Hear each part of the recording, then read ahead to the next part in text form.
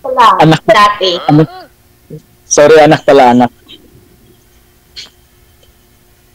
2. Dalawa anak mo. Ilang taon na yung panganay? 17. 7? Ilang taon na po yung panganay? Ma'am, hawakan niyo po yung cellphone, ma'am. Kasi pag nakapatong ho, hindi ho kasi naririnig boses ninyo. Hawakan po. Sumunod po kayo. Iangat niyo po yung puwet, ma'am. Tapos ilapit niyo sa inyo. Huwag na po kayong mahiya. Naka-live na eh. Wala po kasi kayong wala po kayong headset. Wala po eh. Oh, steady lang yung kamay. Ilang taon na po yung nyo, yung panganay? Mag 17 po. Malaki na pala. Yung bunso? Grade 6. Ilan? Grade 6. 13? Grade 6. Grade 6? Okay po. Sa akin naman, ako naman may anak ako isa. Dalaga na dito sa tabi ko. Katabi. Tapos, bakit pala kayo naghiwalay ng partner mo? Kasal ba kayo? Oo. Ba't kayo naghiwalay? Dahil sa iba. Yan naman lagi yung di ba? Yan lagi yung dahilan kaya nagkakahiwalay dahil Oo nga eh. dahil may iba, dahil may babae, dahil may lalaki, ganyan. Kayo ho. Sa amin naman, hindi na pagkakaintindihan kasi sobrang sobrang parang kunting bagay, may nitin na yung ulo, hindi na magkakasundo. Saka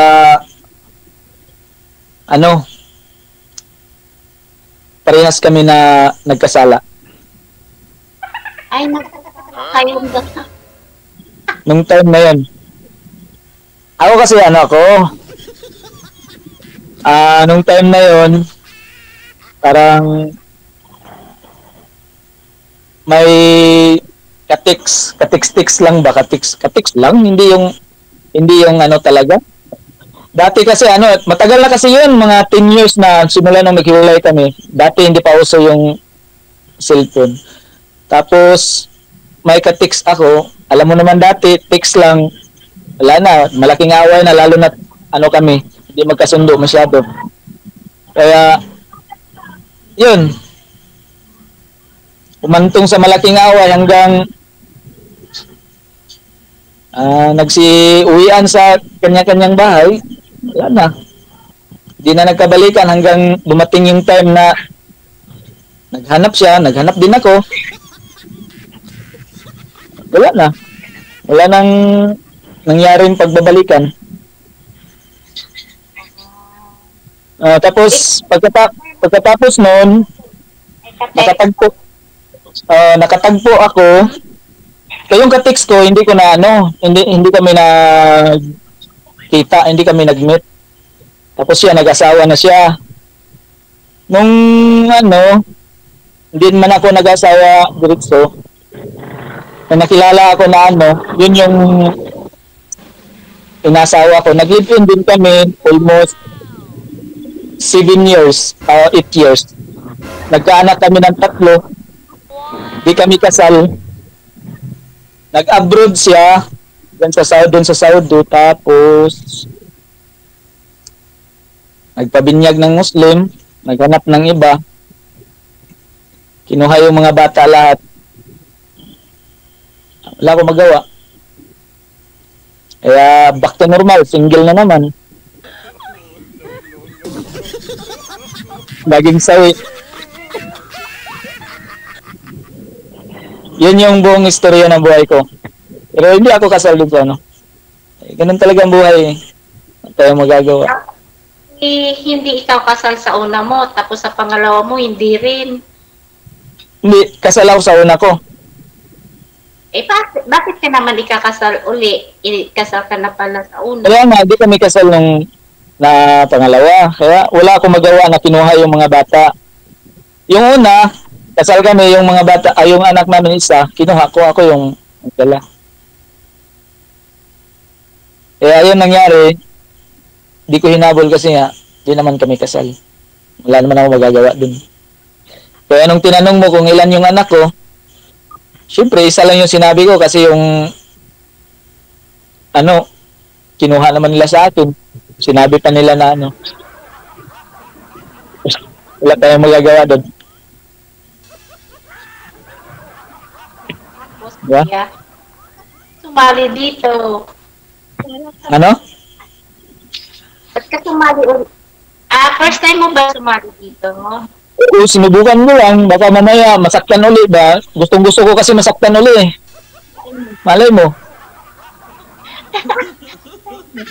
Gusto nyo ka lang masaktan uli. Hindi sana naghanap ka na lang dyan para nasaktan ka na uli. Hindi. Joke lang. Nagbabakas sakali lang. Baka meron eh. Karamihan. Kasi dami-dami din na sumali dito na nagkaroon ng magandang relasyon, naging komportable sa isa't isa. Malay mo. Tayo rin. Hindi naman tayo magpapahuli, di ba? Susubukan din natin. Hindi naman, hindi 100%, pero baka naman. Sigurado. Ikaw, ilan taon na ba kayo hiwalay na ang partner mo? 4. 4 years? Wala pang natagpuan kahit isa o kalahati lang?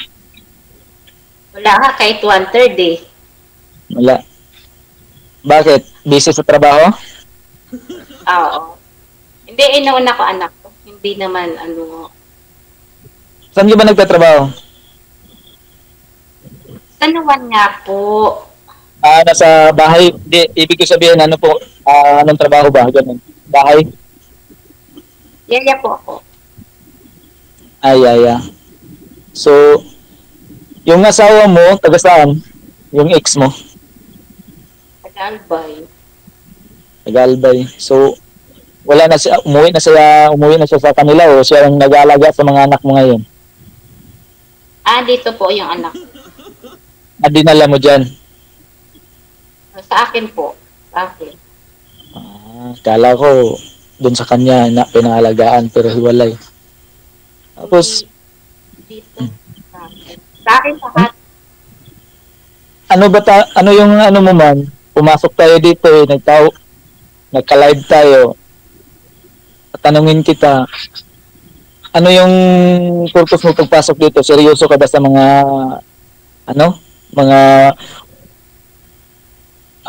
wanted sweetheart na pag-meet up, ganun? Siyempre, seryoso naman ako dito. Alam naman mag-joke-joke ako dito. Kasi, minsan kasi yung iba, mapangit yung mukha o hindi. Pagka nakita, ayaw na. Hindi ko nila lahat ha, pero kung seryoso kasi yung tao, pangit o hindi, basta magkakaintindihan at saka mabait. Madali lang yun. Pero kung namimili ka, sabihin na lang agad dito na naka-live para hindi na umasa yung audience natin. Di ba, DJ? Yung nakausap niyo po ba, ma'am, dati, ma'am? Kamusta kayo? Ay, ano po yung JJ? Di ba mag-abroad siya? Oo. Tapos nagluwas siya dito sa Manila. Tapos nandiyan na siya sa ano ba to? Ano nga yun, DJ? Agency. Tapos tumawag siya na nandyan na. Tapos magkita daw kami. Tapos sabi ko, sige, Saturday. Tapos tumawag ako, may kausap siya. Tapos sabi niya, ate niya, nasa ibang bansa. Tapos sabi ko naman, sige nga, send mo nga sa akin yung ate mo kung siya talaga. Ang fixin niya sa akin, Monday pa tumawag yung ate niya. Sabi ko, nakikita mo ba yung sinin mo kung kailan kaya? Te. Sabi ko, sinungaling, sabi ko, dito pa lang sinungaling ka na. Sabi kong ganyan. Hindi ako nag-ano. Hindi na kayo nakipag-meet, gano'n. Hindi po. Kasi huling-huli na nga po eh. Malay Ewan mo. ko. Hindi po kayo pinuntahan dyan sa San Juan. Hindi na po kasi yun na nga po sabi ko para ano pa at pupunta ka pa.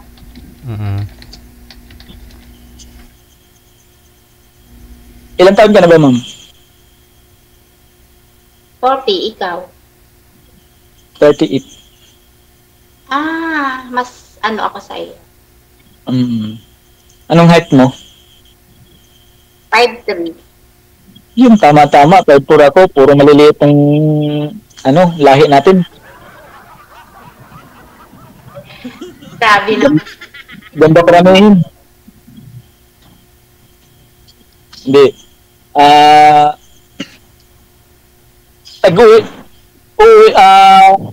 Hindi ka na talaga umuwi. May bahay kayo? Ibig ko sabihin, may bahay kayo ng asawa mo, sarili? O wala? Mayroon ako bahay. Ikaw yung may bahay o kayo pagmamahari mo o sa inyong dalawa ng asawa mo? Ako po. Sa'yo. Tapos yung asawa mo andun? Hindi ko nga po alam kung nasaan na sila nakatira ng asawa niya. May asawa na siyang iba. Dapat pinarintahan mo na lang yung bahay mo para kikita yun. Wow. Pinatirahan mo nila sa kanilang dalawa. Tapos, ano yung mga tatanong mo sa akin? Saan ka po ngayon? Dito pa ako sa Bohol. Saan yun? Ay, sorry hindi ko alam. Bisayas. Anong Ikaw ba? trabaho niyo? Trabaho ko, magsasaka. Marami Hindi. ka kalabaw. Oo, lahat. Kalabaw, tatanim ng palay, nag-harvest ng palay. Maganda yan. Oy, mahirap eh. Hindi tayo mayaman eh. Kaya doon talaga tayo papunta. Alam nga sabihin ko sa iyo na nasa opisina ako eh. Baka questionin mo ako kung ano hinahawakan ko eh. Hindi ako wala. Kaya yun lang talaga may sagot ko. Operate ng kalabaw. Driver ng kalabaw. Yun. Ano po? Okay lang po yan. Ang importante masipag. Ay, makikain din naman kahit papaano. Basta lang, hindi namimili. Basta magtiyaga lang. Pero ako, yung regular ko talaga trabaho, nag-tourist drive ako. Saan din sa inyo? Dito lang po sa Bohol.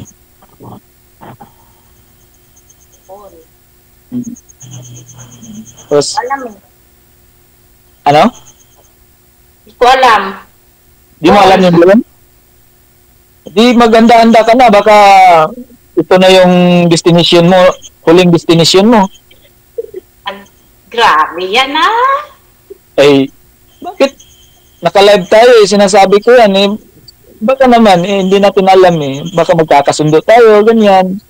Eh, kung hindi naman, magagawa. Basta, sa akin din naman kasi, hindi naman ako namimili ng pangit o maganda. Importante yung magkasundo. Eh, nangyari sa buhay ko, last na partner ko, ang ganda nun, bata pa. Yun nga lang, madaling manakaw, tayong magagawa. Kaya, ngayon, malay mo, magkakaintindihan tayo, so, di ba? Pero, kailangan kailangan buo yung loob mo kasi pumasok tayo dito, nakalag tayo, tapos mamaya, pag tinatanong kita, pag nagkakasundo na tayo, tapos yun, sasabihin mo kung ano yung mga desisyon natin. Tutulala tayo kasi nagdadalawang isip pa. Yun, mahirap doon. Ano po pala sasabihin nyo para masagot ko? Wala akong sasabihin para masagot mo. Ibig ko kasi sabihin, dapat aware ka na sa pwedeng kahinatnan kung magkakasundo. Halimbawa, sabihin ko sa'yo, o sasundo tayo,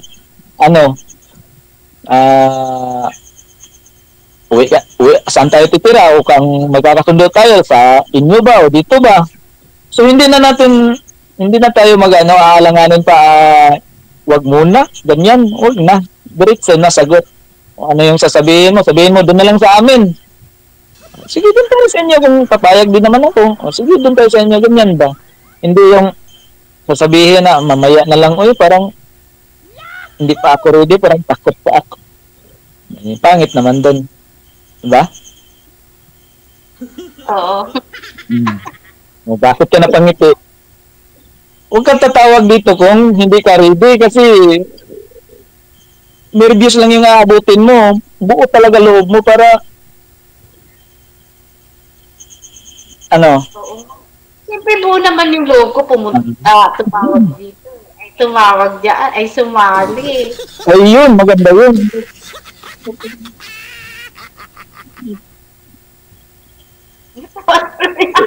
DJ, sa next year, pagka magkasundo kami nito, 3 na anak natin. Sana all.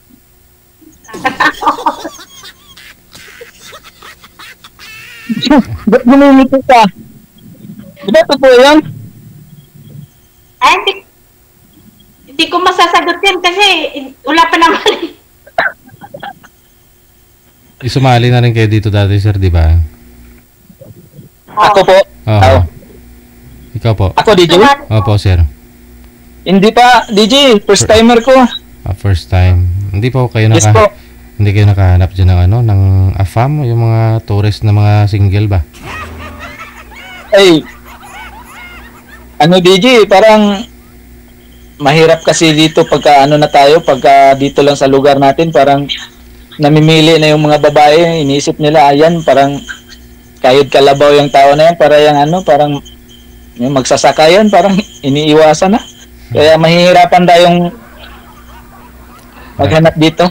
Kaya sinubukan kong sa malayo ba. Pero naman?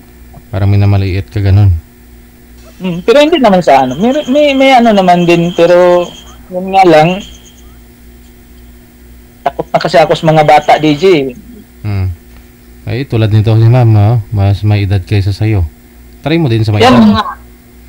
Gusto kong kasi, yan kasi yung ko eh. Yan naman talaga yung target ko. Susubukan ko yung mas may edad na. Kasi pag bata kasi, DJ, lalo na pag hindi kayo kasal, hindi din naman talaga ako makakasal. Tapos, mas maigi na yung patas tayo, hindi makakasal para walang masaktan. Labi yung nangyari kasi sa akin, bata pa yung asawa, nag-abroad, tapos nagloko, wala man lang akong magawa-gawa. Wala. Ayoko na. Maganda kasi, maraming may-ari, DJ, kaya ayoko na. Dito na lang ako sa mas pinakamaganda, tsaka diba? Hindi labag sa loob mo, sir? Hindi naman, sir. Bakit? Sama mo naman, DJ. Hindi, ha? Tanong lang ako. Grabe naman tanong yan, DJ, ha? Hindi, ha? Seryoso na, hindi, ha? Hindi ka ni DJ kahit pangit man yan, ano man yung itsura niyan. Basta, wala ako pakialam dyan. Basta yung importante kasi, kakasundo, tapos marunong ba yun lang, marunong mag-asikaso. Yun lang naman hanap ko, hindi yung pasiksihan yung dating kasi aagawin yan, DJ. Oo nga eh. Hindi yung agawin. Totoo nga yan. Sino ba hindi magkakaalam yan? Nangyayari na sa buhay ko yan. Bakit? Ang nangyari na, ang ano kasi parang memorize. Eh, ano ba dapat sabihin ko? Sabihin ko. Ah, Ano po? sanay na sanay ah. Ma'am, ate, sa edad natin na to, hindi pa ba tayo, ang tanda-tanda na kaya natin? Matanda pa tayo ni DJ. Sanay na sanay nga si DJ. Tayo na kaya? Alam mo yan si Gigi. Siyempre, ano yan eh. Hindi. Hindi sa sanay. Nagbase kasi ako sa experience ko sa nangyari sa akin kaya ko sinasabi niya. Siguro. Na mga ano, no? May experience ako. Hindi ko naman tinatago na may experience. Ba? Sabi po walang experience. Pang ilan na pala yung ano mo? Hindi naman sa pang-ilan. Pangalawa lang. Eh, ganun talaga eh. Sabi nga ni Duterte, anong gagawin sa akin? Paipit sa sira?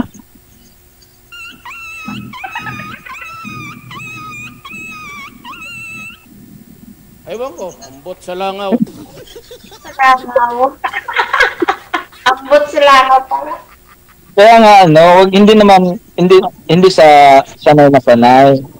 Talagang na-experience na sa buhay ba. Pero hindi ko naman masisisi kung iniisip mo na baka ganyan. Nasa sayo din naman yan, pero pakikiusap ko lang kung pwede. Anuhan muna, serveran mo muna. Huwag ka naman din padalos-dalos. Di ko naman sinasabi na nagkakilala tayo ngayon, bukas mag-asawa na tayo. Ayun. Direktahan. Kahit sabihin mo, kahit mga 1 buwan, 2 buwan, kasi para magkaalaman na pang mga 1 buwan, para din timing sakto din pag hindi tayo magkaintindihan, pwede na tayo makabalik dito. Dito? Oh, 1 buwan yung limit bago makabalik. Hindi natin mamadaliin. Kilalanin niyo muna ng 1 buwan. Hindi naman. Pag hindi nakilala, di wala. Wala. Hindi yun Malay mo, mamaya may tinatago ka dyan. Ano naman itatago ko? Bakit naman ako magtatago? Yan ang pinakaayaw ko, yung may Tinatago mo si kuya.